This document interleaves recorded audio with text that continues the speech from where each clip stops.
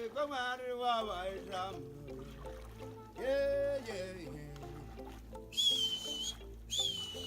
Ah, la, la, la.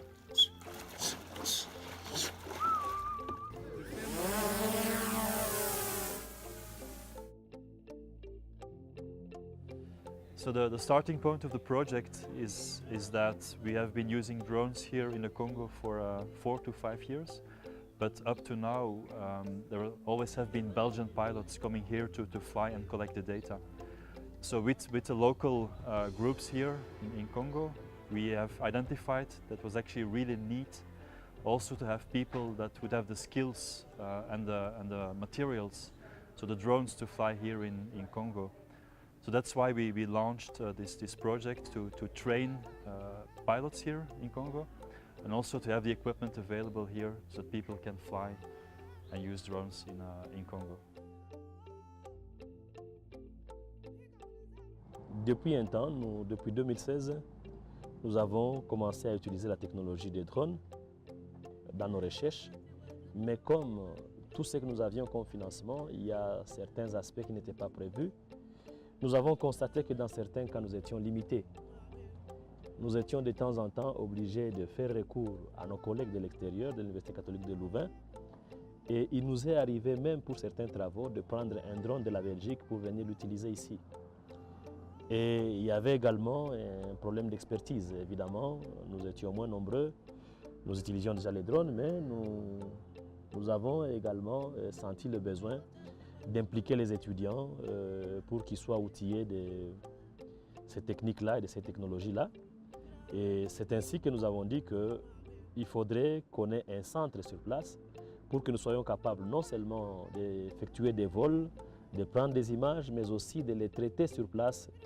Et cela permettrait à ce qu'on puisse avoir l'expertise sur place et qu'on puisse faire le moins possible recours à nos collègues qui viendraient de l'extérieur.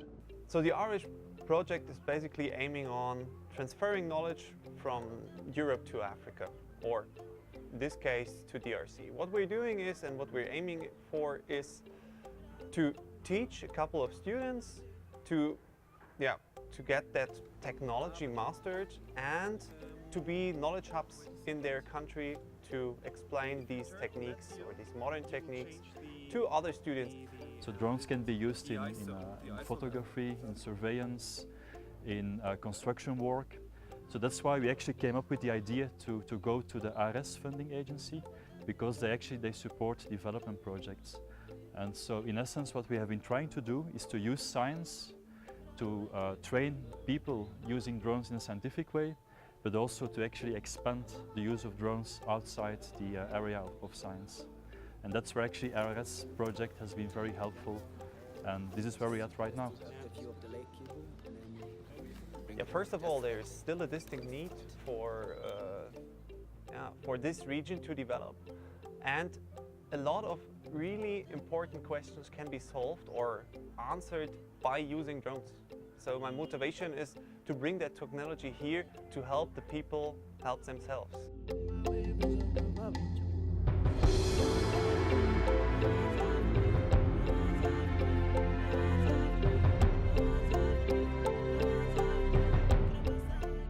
We invited 3 students to Belgium, and they got their 3 weeks training on how to use drones, what kind of different purposes they can use them for, and how to make sense out of different kinds of data.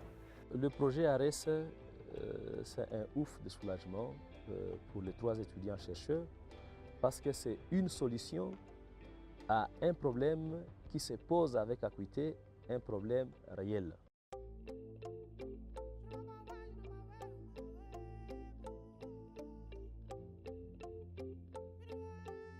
La première fois où j'ai entendu parler du drone, c'était à un moment de guerre.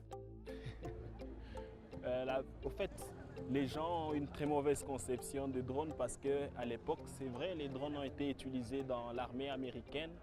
Et oui, les autres utilisent pour jouer, mais c'est vraiment un bel appareil de travail. Le drone est mon outil de travail, pas un jouet.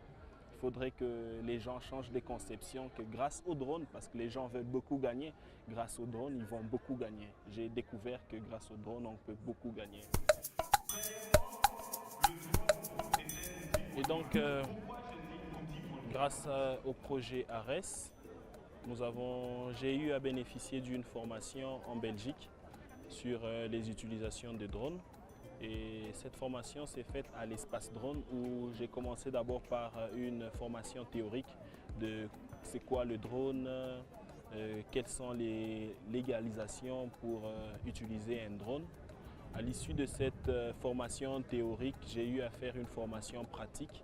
Et donc aujourd'hui, je suis content parce que je sais utiliser un drone, je sais le piloter. Et j'ai eu à obtenir un certificat de pilote. Donc je suis pilote de drone.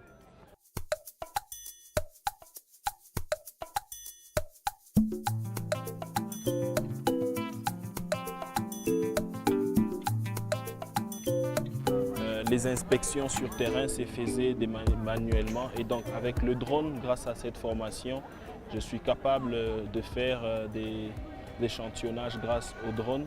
Je sais faire des levées grâce au drone et cette formation apporte un plus sur notre étude, apporte un plus sur notre formation car ça nous ouvre des ouvertures sur plusieurs domaines. Et le drone peut être utilisé dans le domaine de la construction pour voir les différentes entrées et sorties des matériaux de construction. Le drone peut nous permettre de nous faire une mise à jour des cartes au niveau de cadastre. Et donc, grâce à cette formation, je suis capable de faire toutes ces différentes applications, que ce soit en agronomie, que ce soit dans le domaine de construction, que ce soit dans le domaine de cadastre, que ce soit dans le domaine de fertilité de sol, où je suis en train de faire d'ailleurs ma spécialisation. Et donc cette formation avec le projet ARES est très bénéfique pour moi parce que c'est une très grande ouverture pour la première fois d'ailleurs à Lubumbashi.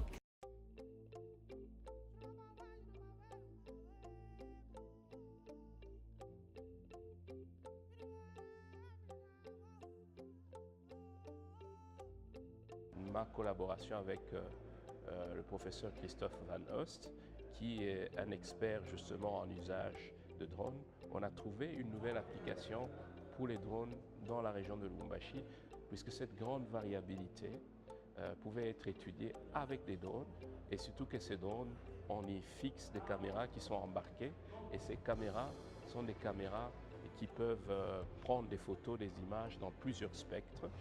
Donc il y avait une possibilité d'étudier cette variabilité pour essayer de faire une banque de données spectrale qui nous permettra de faire une interprétation des propriétés du sol avec un accent sur la fertilité par rapport à certaines cultures. Voilà. Les études anciennes ont étudié les termitières. Les termitières sont construites par des termites du genre Macrothermes, spécifiquement ce que moi j'étudie. Et donc ces termitières ont des dimensions vraiment extraordinaires. Malheureusement, ces dimensions-là, à l'époque, elles avaient été mesurées manuellement en prenant la hauteur, la circonférence basale pour essayer de calculer ces volumes-là. Et grâce au drone, je sais survoler et prendre les images 3D sur lesquelles je fais des calculs des volumes de ces termitières et le drone me donne des valeurs exactes de quel volume ont les termitières dans la région de Lubumbashi.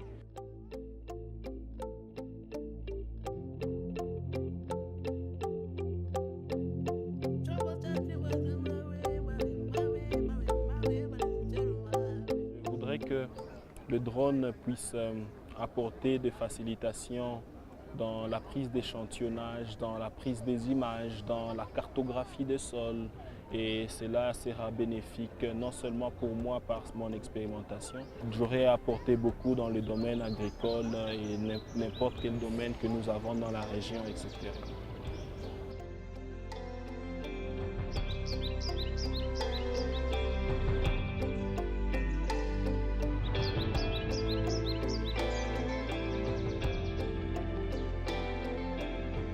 Je m'intéresse particulièrement au phénomène d'érosion qui constitue un problème sérieux à l'agriculture mais également à l'environnement dans la région. En effet, étant donné que je suis en train de le faire à l'est du bassin du Congo, c'est une région très affectée par les phénomènes d'érosion, à cause bien entendu des facteurs anthropiques, mais également des facteurs naturels. Et c'est dans ce cadre-là que je suis en train de mener mes recherches, n'est-ce pas, pour quantifier et pour comprendre ce phénomène d'érosion. Ça veut dire savoir de manière pratique à quelle fréquence ces phénomènes apparaissent dans la région, avec quelle amplitude et comment ces phénomènes affectent les propriétés des sols. Et la technologie des drones est une nouvelle technologie qui me permet de répondre à toutes ces questions de manière efficiente et de manière précise. Étant donné qu'avec la technologie des drones, non seulement que je sais tracer avec précision les mouvements des particules, mais je sais également avoir une idée bien précise sur la variabilité dans les propriétés des sols et l'impact que cela a sur la croissance et les rendements des plantes.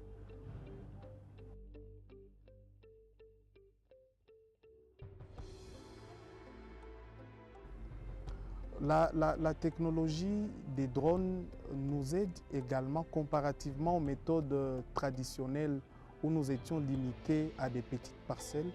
Nous sommes maintenant en mesure, en un temps record, de couvrir des très grandes étendues.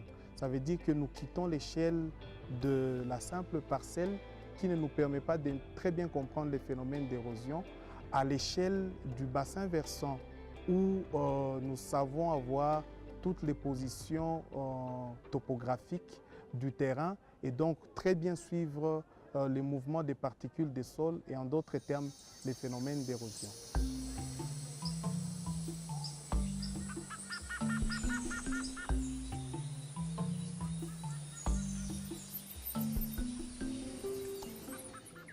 Individuellement et actuellement, je suis très satisfait de ce que je suis en mesure de faire avec cette technologie. Je suis en particulier satisfait d'être parmi les premiers jeunes scientifiques dans la région qui maîtrisent cette technologie parce qu'auparavant et au début de mes recherches, je devais toujours faire recours à des experts du Nord pour évoluer. Et en voyant tout ce qu'on peut faire avec les drones, c'est vraiment très épatant pour moi. Vraiment, ça a vraiment changé ma vision des choses concernant les drones. Savoir qu'on peut surveiller un champ, on peut surveiller s'il y a érosion ou pas, voir de modifications de la structure terrestre. Vraiment, c'est impressionnant.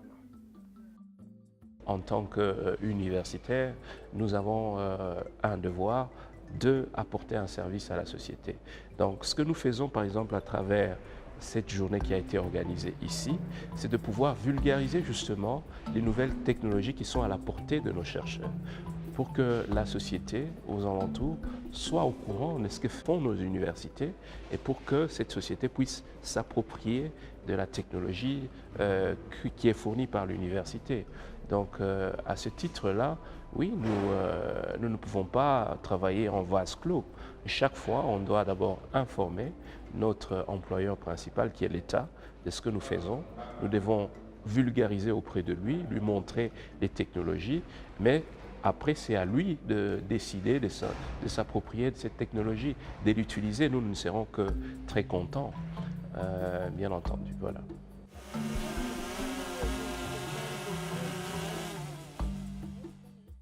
Je suis vraiment satisfait de la formation que nous avons eue à l'Université catholique de Louvain parce que le programme a été très bien conçu. Nous avons commencé par des séances théoriques qui nous ont initiés à la technologie des drones de manière générale. Nous avons ensuite eu des séances de pilotage grâce auxquelles nous avons eu la maîtrise de l'utilisation de cette technologie. Mais au-delà de ça, et le plus important, c'est que nous avons eu la chance d'aller sur terrain, de collecter les données par nous-mêmes, de revenir au laboratoire, de les analyser et de générer des résultats. Et donc pour nous, cela a été une formation complète que nous sommes maintenant en train d'utiliser dans nos recherches de manière pratique ici dans la région. Pour être en mesure de vous produire ce que vous avez vu et entendu aujourd'hui, permettez-moi juste en quelques minutes. Maintenant, grâce à cette formation, j'ai vraiment envie de former les jeunes, ça veut dire de transférer la technologie aux jeunes et cela va vraiment nous permettre de révolutionner la science et l'enseignement dans la région mais aussi à l'étendue nationale.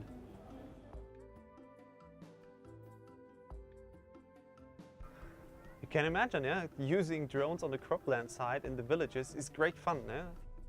It's loud, it's noisy, but the atmosphere is always great. Yeah? You have 50 or more kids just screaming around when the star started. I love it.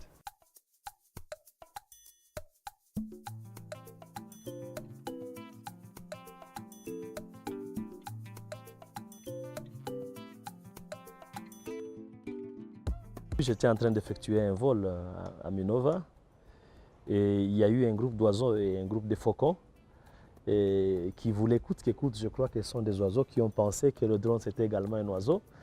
Et vous imaginez un groupe de faucons qui cherche à s'attaquer au drone et vous comme pilote, vous devez tout faire non seulement pour protéger l'appareil, mais aussi pour ne pas faire du mal aux oiseaux.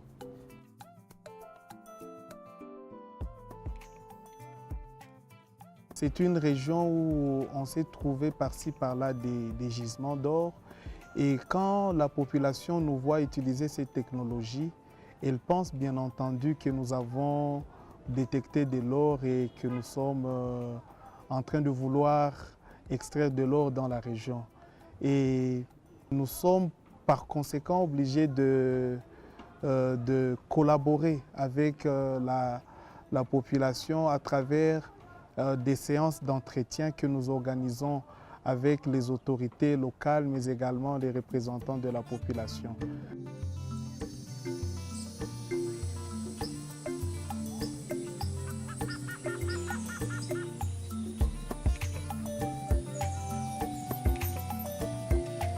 Yes, so many people actually ask me, what are you doing in Africa? Because many people actually have a very negative view on Africa. They think it's very difficult to work in Africa. They think it's dangerous to work in Africa. But actually, I've seen it's completely the opposite. I've seen many people who are like really motivated to do science. And that's actually where these drones also really can help, because we can show the beauty of the landscapes in Africa. We can show the beauty of people doing science. And this is really something I think this project has also provided. There's this positive aspect of Africa, which not that many people actually see in Europe, the nice stories, the good stories, the positive stories.